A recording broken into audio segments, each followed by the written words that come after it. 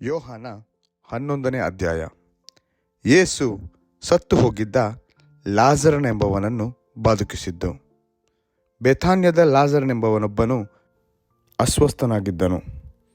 ಅದು ಮಾರ್ತಳು, ಮರಿಯಳು ಎಂಬ ಅಕ್ಕ ತಂಗಿಯರು ಇದ್ದ ಊರು. ಈ ಮರಿಯಳು ಯೇಸುಸ್ವಾಮಿಗೆ ತೈಲವನ್ನು ಹಚ್ಚಿ ಆತನ ಪಾದಗಳನ್ನು ತನ್ನ ತಲೆ ಕೂದಲಿನಿಂದ ಒರೆಸಿದವಳು. ಈಕೆಯ ತಮ್ಮನಾದ ಲಾಜರನೇ ಅಸ್ವಸ್ಥನಾಗಿದ್ದನು. ಹೀಗಿರಲಾಗಿ ಅವನ ಅಕ್ಕಂದಿರು, ಸ್ವಾಮಿ, ನಿನ್ನ ಪ್ರಿಯ ಮಿತ್ರನು ಅಸ್ವಸ್ಥನಾಗಿದ್ದಾನೆ ಎಂಬುದಾಗಿ ಯೇಸುವಿನ ಬಳಿಗೆ ಹೇಳಿ ಕಳುಹಿಸಿದರು. ಯೇಸು ಅದನ್ನು ಕೇಳಿ, ಈ ರೋಗವು ಮರಣಕ್ಕಾಗಿ ಬಂದದ್ದಲ್ಲ, ಇದರಿಂದ ದೈವಕುಮಾರನಿಗೆ ಮಹಿಮೆ ಉಂಟಾಗುವಂತೆ ದೈವರ ಮಹಿಮೆಗೋಸ್ಕರ ಬಂದದ್ದು ಅಂದನು. ಮಾರ್ತಳಲ್ಲಿಯೂ ಆಕೆಯ ತಂಗಿಯಲ್ಲಿಯೂ ಲಾಜರನಲ್ಲಿಯೂ ಯೇಸುವಿಗೆ ಪ್ರೀತಿ ಇತ್ತು. ಆದರೂ ಲಾಜರನು ಅಸ್ವಸ್ಥನಾಗಿದ್ದಾನೆಂದು ಆತನು ಕೇಳಿದ ಮೇಲೆ 2 ದಿನ ತಾನಿದ್ದ ಸ್ಥಳದಲ್ಲೇ ನಿಂತನು. ಬಳಿಕ ಶಿಷ್ಯರಿಗೆ ತಿರುಗಿ ಯೂದಾಯಕ್ಕೆ ಹೋಗೋಣ ಎಂದು ಹೇಳಿದನು. ಶಿಷ್ಯರು, ಗುರುವೇ, ಯೆಹೂದ್ಯರು ಆಗಲೇ ನಿನ್ನನ್ನು ಕಲ್ಲೆಸೆದು ಕೊಲ್ಲಬೇಕೆಂದಿದ್ದರು, ತಿರುಗಿ ಅಲ್ಲಿಗೆ ಹೋಗುತ್ತೀಯಾ ಅನ್ನಲು ಯೇಸು, ಹಗಲಿಗೆ 12 ತಾಸು ಉಂಟಲ್ಲವೇ? ಒಬ್ಬನು ಹಗಲಲ್ಲಿ ತಿರುಗಾಡಿದರೆ ಈ ಲೋಕದ ಬೆಳಕು ಕಾಣಿಸುವುದರಿಂದ ಆತನು ಎಡವುವುದಿಲ್ಲ. ರಾತ್ರಿಯಲ್ಲಿ ತಿರುಗಾಡಿದರೆ ಅವನಿಗೆ ಬೆಳಕಿಲ್ಲದ್ದರಿಂದ ಎಡವುವನು ಎಂದು ಉತ್ತರ ಕೊಟ್ಟನು. ಈ ಮಾತುಗಳನ್ನು ಹೇಳಿದ ಮೇಲೆ ಅವರಿಗೆ, ನಮ್ಮ ಮಿತ್ರನಾದ ಲಾಜರನು ನಿದ್ರೆ ಮಾಡುತ್ತಾನೆ, ನಾನು ಅವನನ್ನು ನಿದ್ರೆಯಿಂದ ಎಬ್ಬಿಸುವುದಕ್ಕಾಗಿ ಹೋಗುತ್ತೇನೆ ಎಂದು ಹೇಳಿದನು. ಅದಕ್ಕೆ ಶಿಷ್ಯರು, ಸ್ವಾಮಿ, ಅವನು ನಿದ್ರೆ ಮಾಡುತ್ತಿದ್ದರೆ ಸ್ವಸ್ಥನಾಗುವನು ಅಂದರು. ಯೇಸು ಅವನ ಮರಣವನ್ನು ಸೂಚಿಸಿ ಅದನ್ನು ಹೇಳಿದ್ದನು. ಆದರೆ ಅವರು ನಿದ್ರೆಯ ವಿಶ್ರಾಂತಿಯನ್ನು ಕುರಿತು ಹೇಳುತ್ತಾನೆಂದು ನೆನೆಸಿದರು. ಆಗ ಯೇಸು ಸ್ಪಷ್ಟವಾಗಿ ಅವರಿಗೆ, ಲಾಜರನು ಸತ್ತು ಹೋದನು ಮತ್ತು ನಾನು ಅಲ್ಲಿ ಇಲ್ಲದೆ ಇದ್ದದಕ್ಕೆ ನಿಮ್ಮ ನಿಮಿತ್ತವಾಗಿ ಸಂತೋಷಪಡುತ್ತೇನೆ, ಯಾಕೆಂದರೆ ಅದರಿಂದ ನೀವು ನಂಬುವುದಕ್ಕೆ ಮಾರ್ಗವಾಯಿತು. ಆದರೆ ಅವನ ಬಳಿಗೆ ಹೋಗೋಣ ಎಂದು ಹೇಳಿದನು. ಆಗ ದಿದುಮನೆಂಬ ತೋಮನು ಜೊತೆ ಶಿಷ್ಯರಿಗೆ, ನಾವು ಸಹ ಹೋಗಿ ಆತನೊಡನೆ ಸಾಯೋಣ ಎಂದು ಹೇಳಿದನು. ಯೇಸು ಬಂದಾಗ ಲಾಜರನನ್ನು ಸಮಾಧಿಯಲ್ಲಿಟ್ಟು 4 ದಿವಸವಾಯಿತೆಂದು ಆತನಿಗೆ ತಿಳಿದು ಬಂತು. ಬೆಥಾನ್ಯವು ಯೆರೂಸಲೇಮಿಗೆ ಸಮೀಪವಾಗಿತ್ತು. ಇದಕ್ಕೂ ಅದಕ್ಕೂ ಹೆಚ್ಚು ಕಡಿಮೆ 1 ಹರದಾರಿ ಅಂತರ. ಆದುದರಿಂದ ಯಹೂದ್ಯರಲ್ಲಿ ಅನೇಕರು ಮಾರ್ತಳ ಮತ್ತು ಮರಿಯಳ ಬಳಿಗೆ ಅವರನ್ನು ತಮ್ಮನ ವಿಷಯದಲ್ಲಿ ಸಂತೈಸಬೇಕೆಂದು ಬಂದಿದ್ದರು. ಹೀಗಿರುವಲ್ಲಿ ಮಾರ್ತಳು ಯೇಸು ಬರುತ್ತಾನೆಂದು ಕೇಳಿ ಆತನನ್ನು ಎದುರುಗೊಳ್ಳುವುದಕ್ಕೆ ಹೋದಳು. ಆದರೆ ಮರಿಯಳು ಮನೆಯಲ್ಲೇ ಕೂತುಕೊಂಡಿದ್ದಳು. ಮತ್ತು ಮಾರ್ತಳು ಯೇಸುವಿಗೆ, ಸ್ವಾಮಿ, ನೀನು ಇಲ್ಲಿ ಇರುತ್ತಿದ್ದರೆ ನನ್ನ ತಮ್ಮನು ಸಾಯುತ್ತಿರಲಿಲ್ಲ. ಈಗಲಾದರೂ ದೈವರನ್ನು ಏನು ಬೇಡಿಕೊಳ್ಳುತ್ತೀಯೋ ಅದನ್ನು ದೇವರು ನಿನಗೆ ಅನುಗ್ರಹಿಸುವನೆಂದು ಬಲ್ಲೆನು ಎಂದು ಹೇಳಿದಳು. ಯೇಸು ಆಕೆಗೆ, ನಿನ್ನ ತಮ್ಮನು ಎದ್ದು ಬರುವನೆಂದು ಹೇಳಿದನು. ಮಾರ್ತಳು, ಸತ್ತವರಿಗೆ ಕಡೆ ದಿನದಲ್ಲಿ ಪುನರುತ್ಥಾನವಾಗುವಾಗ ಅವನು ಎದ್ದು ಬರುವನೆಂದು ನಾನು ಬಲ್ಲೆನು ಅಂದಳು. ಯೇಸು ಆಕೆಗೆ, ನಾನೇ ಪುನರುತ್ಥಾನವೂ ಜೀವವೂ ಆಗಿದ್ದೇನೆ. ನನ್ನನ್ನು ನಂಬುವವನು ಸತ್ತರೂ ಬದುಕುವನು, ಮತ್ತು ಬದುಕುತ್ತಾ ನನ್ನನ್ನು ನಂಬುವ ಪ್ರತಿ ಒಬ್ಬನು ಎಂದಿಗೂ ಸಾಯುವುದಿಲ್ಲ. ಇದನ್ನು ನಂಬುತ್ತೀಯಾ ಎಂದು ಹೇಳಿದನು. ಆಕೆ, ಹೌದು ಸ್ವಾಮಿ, ಲೋಕಕ್ಕೆ ಬರಬೇಕಾದ ದೈವಕುಮಾರನಾದ ಕ್ರಿಸ್ತನು ನೀನೇ ಎಂದು ನಂಬಿದ್ದೇನೆ ಅಂದಳು. ಇದನ್ನು ಹೇಳಿ ಆಕೆ ಹೋಗಿ ತನ್ನ ತಂಗಿಯಾದ ಮರಿಯಳನ್ನು ಗುಪ್ತವಾಗಿ ಕರೆದು, ಗುರುವು ಬಂದಿದ್ದಾನೆ, ನಿನ್ನನ್ನು ಕರೆಯುತ್ತಾನೆ ಅಂದಳು. ಮರಿಯಳು ಇದನ್ನು ಕೇಳುತ್ತಲೇ ತಟ್ಟನೆ ಎದ್ದು ಆತನ ಬಳಿಗೆ ಹೋದಳು. ಯೇಸು ಇನ್ನೂ ಊರೊಳಗೆ ಬಾರದೆ ಮಾರ್ತಳು ಆತನೆದುರಾಗಿ ಬಂದ ಸ್ಥಳದಲ್ಲೇ ಇದ್ದನು.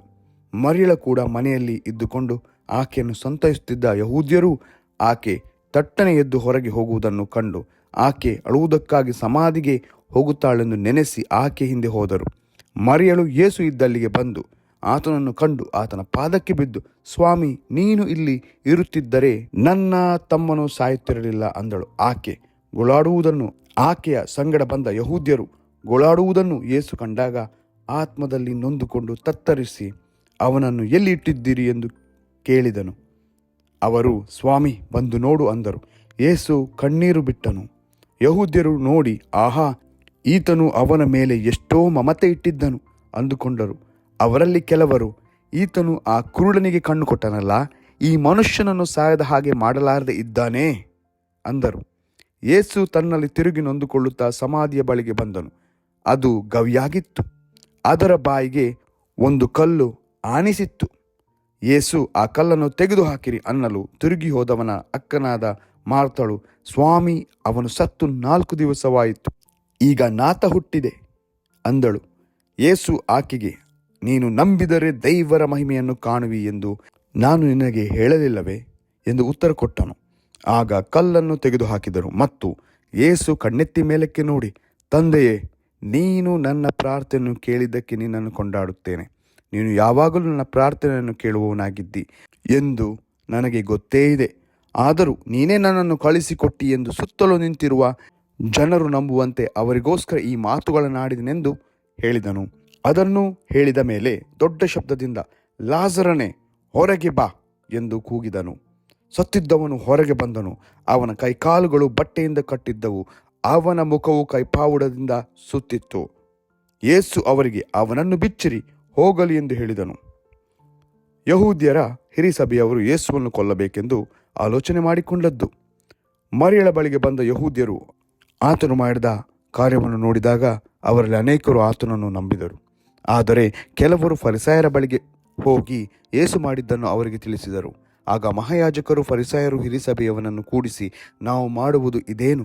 ಆ ಮನುಷ್ಯನು ಬಹು ಸೂಚಕ ಕಾರ್ಯಗಳನ್ನು ಮಾಡುತ್ತಾನಲ್ಲ. ನಾವು ಅವನನ್ನು ಹೀಗೇ ಬಿಟ್ಟರೆ ಎಲ್ಲರೂ ಅವನನ್ನು ನಂಬಾರು ಎಂದು ರೋಮ್ ರಾಜ್ಯದವರು ಬಂದು ನಮ್ಮ ಸ್ಥಾನವನ್ನು ಜನವನ್ನು ಸೆಳೆಕೊಂಡಾರು ಅಂದರು.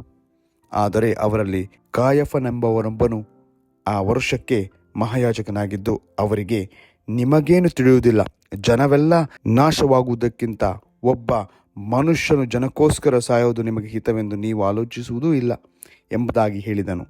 ಇದನ್ನು ಅವನು ತನ್ನಷ್ಟಕ್ಕೆ ತಾನು ಹೇಳಲಿಲ್ಲ, ಆದರೆ ತಾನು ಆ ವರ್ಷದ ಮಹಾಯಾಜಕನಾಗಿದ್ದರಿಂದ ದೈವ ಪ್ರೇರಣೆಯಿಂದ ಮಾತಾಡಿ ಯೇಸು ಆ ಜನಕ್ಕೋಸ್ಕರ ಸಾಯುವುದಕ್ಕಿದ್ದನೆಂದು ಹೇಳಿದನು. ಯೇಸು ಆ ಜನಕ್ಕೋಸ್ಕರ ಮಾತ್ರವಲ್ಲದೆ ಚದರಿರುವ ದೈವರ ಮಕ್ಕಳನ್ನು ಒಟ್ಟುಗೂಡಿಸುವುದಕ್ಕೆ ಸಹ ಸಾಯುವುದಕ್ಕಿದ್ದನು. ಆ ದಿನದಿಂದ ಆತನನ್ನು ಕೊಲ್ಲುವುದಕ್ಕೆ ಆಲೋಚಿಸುತ್ತಿದ್ದರು. ಹೀಗಿರಲಾಗಿ ಯೇಸು ಇನ್ನೂ ಯಹೂದ್ಯರೊಳಗೆ ಬಹಿರಂಗವಾಗಿ ತಿರುಗಾಡದೆ ಅಲ್ಲಿಂದ ಅಡವಿಯ ಹತ್ತಿರದ ಪ್ರದೇಶಕ್ಕೆ ಹೋಗಿ ಎಫ್ರಾಯಿಮ್ ಎಂಬ ಊರಿನಲ್ಲಿ ಶಿಷ್ಯರ ಸಂಗಡ ಇದ್ದನು. ಯೇಸು ಪಸ್ಕ ಹಬ್ಬಕ್ಕೆ ಬಂದಾಗ ಮರಿಯಳು ಆತನ ಪಾದಗಳ ಮೇಲೆ ಪರಿಮಳ ತೈಲವನ್ನು ಸುರಿಸಿದ್ದು. ಆಗ ಯಹೂದ್ಯರ ಪಸ್ಕ ಹಬ್ಬ ಹತ್ತಿರವಾಗಿರಲಾಗಿ ಬಹು ಜನರು ತಮ್ಮನ್ನು ಶುದ್ಧಿ ಮಾಡಿಕೊಳ್ಳುವುದಕ್ಕಾಗಿ ಹಬ್ಬಕ್ಕಿಂತ ಮುಂಚೆ ಹಳ್ಳಿಗಳಿಂದ ಯೆರೂಸಲೇಮಿಗೆ ಬಂದರು.